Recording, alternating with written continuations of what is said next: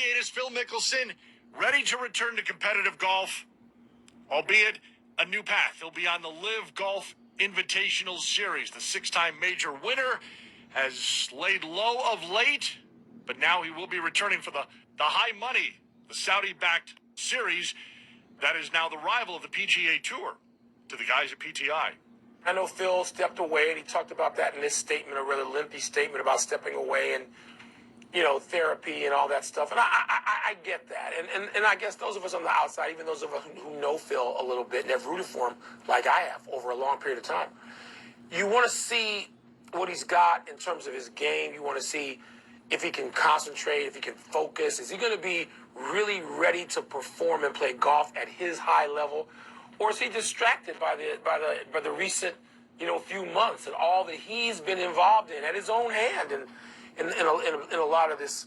So I'm just curious. I know you even been more so. I didn't think he would play a couple of times, and he didn't play. I told you early in the spring, back in the winter, he was not going to play at the Masters. He was not going to play the PGA, and he didn't. And so now he's back. Let's see what he's got. Let's see how the world treats him. It's interesting you take a very narrow view. You're looking at Phil Mickelson. I am surprised that he is doing this. I did not think he would do it. But I'm going to take a wider view now. The week after that event is the U.S. Open. What's going to happen? The U.S. Open is the USGA. It's not the PGA Tour. Majors can decide, the Masters, the British Open, even the PGA tournament. They can decide on their own what they want to do. Are they going to let him play? How is that going to work? Because I'll tell you this, Mike. Yes. If it works out that golfers can play the majors, they'll play the Saudi Tour for the majors and the money. That's what they're going to do. I wonder, is Jay Monahan talking to the USGA? I want to see the response here. But again, I'll go back. And I love Phil, and he's a huge draw. But I'm surprised by this. I did not think he was going to do it. I did not. Tony, I did not. I too thought the much other pros money had gotten to him. There's too much money for Phil to not play. He's got to play.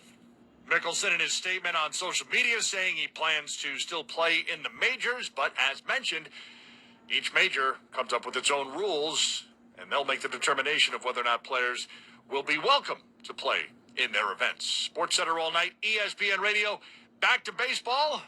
Big night for the Mets. Davis at first, nobody out the pitch. Escobar to high drive, right field, way back for Pizarro. It is long gone. Eduardo Escobar crushes one to right. It's a two-run homer. Escobar's third hit of this game. He would wind up hitting for the cycle, the 11th cycle for the Mets since the team joined Major League Baseball in 1962. Second player in the last 10 years with at least 6 RBI in a cycle. Trey Turner had 7 in his cycle in 2017. Oh, by the way, the Mets beat the Padres 11-4. Mets 38-19 this season, tied for the second best 57-game start in franchise history. Blue Jays in an 8-0 shutout of the Royals. Toronto's won 10 of its last 12 and 14 of the last 19 overall. Mariners and Astros. And he delivers. Swinging a fly ball into right field. Going back, Tucker to the white track near the wall. Goodbye, baseball. Julio Rodriguez within opposite field. 2-run home run here in the top of the 9th inning. 7:10 ESPN Seattle Mariners a 7-4 win over the Astros, who fall to 0-14 after trailing by 3 runs or more. Mariners' 5th win at Houston the last 4 seasons. Seattle's bullpen allowing just 2 hits over 4 scoreless innings.